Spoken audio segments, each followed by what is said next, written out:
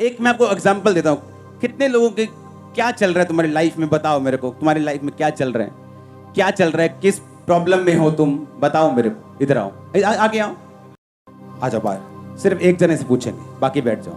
हाँ, क्या है? मुझे अपने परिवार के बारे में बहुत चिंता होती क्योंकि वो बहुत कर्जे में है। आपका परिवार कर्जे में? कौन? बाप? पूरे फैमिली। मम्मी पापा काम करने जाते हैं बाहर और कर्जे में हैं? जी। कितना कर्जा है? 1.5 लाख। ओके, अब सब काम करते लेकिन कर्जा खत्म नहीं होता है। नहीं। हाँ, 4 साल हो गए। आपको प्रभु में कितनी देर हो गई? 2015 से। ओके, अब सुनो मेरी बात। हमने एक केस सुन लिया, ठीक है। अब किसी को मान लो कर्जा है, उसकी फैमिली में कर्जा है, परमेश्वर में आ रहा है, उसका हल क्या है? परमेश्वर ने कहा मेरी कौम कर्जा देगी। पर यह वचन पूरा कब होगा मालूम? सुनो मेरी बात। टाइथ पे करते तुम? पहले नहीं करता था, करना सीख रहा हूँ। सीख रहा हूं। देखा, मैं इसकी शक्ल दिखाओ कैमरा में। जब ये टाइथ पे करना सीख जाएगा और प्रभु में चलना सीख जाएगा, ये कर्जे की गवाही देने वापिस आएगा कि ठीक उतर गया। सुनो, अब ये कर्जा है ना, ये प्रेयर से नहीं उतरेगा। मेरी बात समझ रहे हो नहीं? ये बिब्लिकल, मुझे अपनी परिस्थिति को बाइबल से ढूंढना पड़ेगा कि ये कैसे जाएगी। बाइबल कहती है जब तू टाइथ देता है, कोई दुनिया की ताकत तेरी बरकत को रोक नहीं सकती। मैं तेरे वहां लिखा फल कच्चे नहीं झड़ने दूंगा। फल का मतलब क्या? तेरे प्रोजेक्ट्स, तेरी जॉब, प्रमोशंस, तेरी ठेकेदारी, तेरे आने वाली चीजें, मैं उन्हें कच्चा नहीं रहने। लोग बोलते हैं भाई साहब करियो प्रेयर, अब काम बनने वाला ही हुंदा नाले खराब हो जाता। वो लोग जो टाइथ में और प्रेयर में पक्के हैं, उनको ऐसी प्रेयर्स कराने की जरूरत नहीं पड़ती।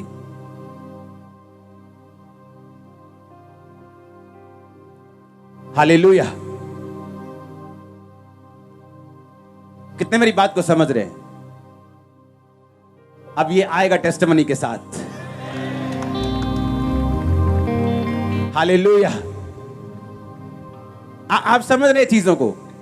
मुझे अपनी लाइफ को हैंडल कहां से करना आना चाहिए?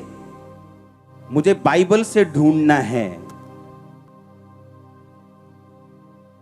आप जब सेवा के लिए उठते हैं तो परमेश्वर आपको परख सकते हैं।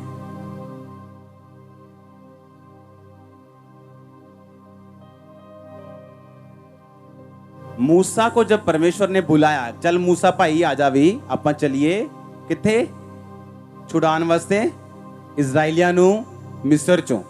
और रास्ते में परमेश्वर ने मूसा को मारने की कोशिश की। खुद ही बुलाया, खुद ही मारने की कोशिश की। उसकी पत्नी ने ढूंढा कि ऐसा क्यों हुआ। मालूम हुआ कि उसके बेटे का खतना नहीं हुआ। यह बड़ी ध्यान से सुनने वाली बात है आप लोगों के लिए।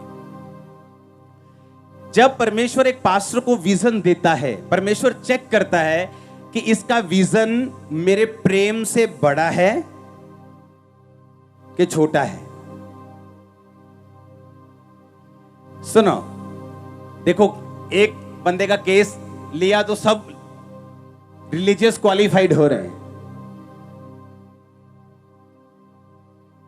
परमेश्वर के दर्शन को जो पास्टर्स लोग हैं, वो बीच में सैंडविच बनाना है। उसका क्या बनाना है? ऊपर क्या रखना है? परमेश्वर। नीचे क्या रखना है? फैमिली। बीच में क्या रखना है? विजन। ऊपर परमेश्वर का मतलब यह है, अगर सेवा नहीं भी है तो प्रभु से प्यार करो, प्रार्थना करो लोगों के लिए। क्या दिक्कत है? आप प्रभु से प्यार करते हो ना। कुछ लोग सेवा से इतना प्यार कर लेते हैं कि चाहे प्रार्थना बेचते हो, चाहे सब कुछ बिकता हो चर्च में, तो भी अपने आप को क्लियर करने की कोशिश करते हैं पुलपट पे आके। पता है क्यों? क्योंकि उनको परमेश्वर से प्यार नहीं है, उनको सेवा से प्यार है। प्रभु से प्यार रखना उसको ऊपर, सेवा को बीच, फैमिली को नीचे, ये सैंडविच बना के रखना। जब आप परमेश्वर को यह दिखा देते हैं कि तेरी सेवा जो है तुझसे ऊपर नहीं है, वो फिर से प्रभु आपको दे देता है। आप मेरी बात समझे कि नहीं? लेकिन जब एक पास्टर निराश हो जाता है सेवा का बंद होने के बाद, वो प्रेयर भी बंद कर देते हैं, वो बाइबल बंद कर देते हैं, उसका प्रेम ठंडा हो जाता है, अब वो ऐसी वो ताकत नहीं रहती।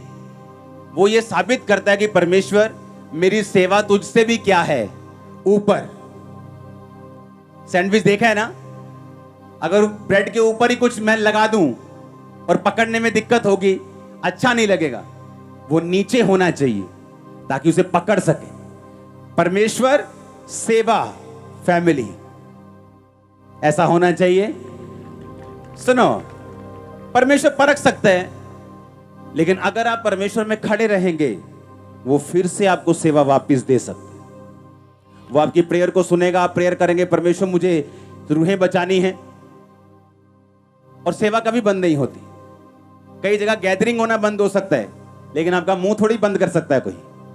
जाओ इंटरनेट पे, जाओ लोगों के घरों में, जाओ घर घर जाओ, नगर नगर, मोहल्ला मोहल्ला, इंटरनेट के ऊपर जाओ, लोगों के पास जाओ, रिश्तेदारों के पास जाओ। सेवा कहां बंद हो सकती?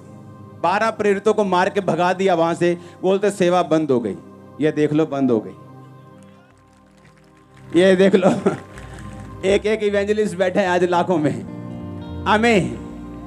कितने मेरी बात समझ रहे हैं? कैसे हैंडल करना है? बाइबल से, बाइबल से। आमीन। कैसे हैंडल करना है? कैसे हैंडल करना है? बोलो पड़ोसी को। जब वचन से हैंडल करेंगे तो हल होने का चांस 99.99 नहीं, 100% है।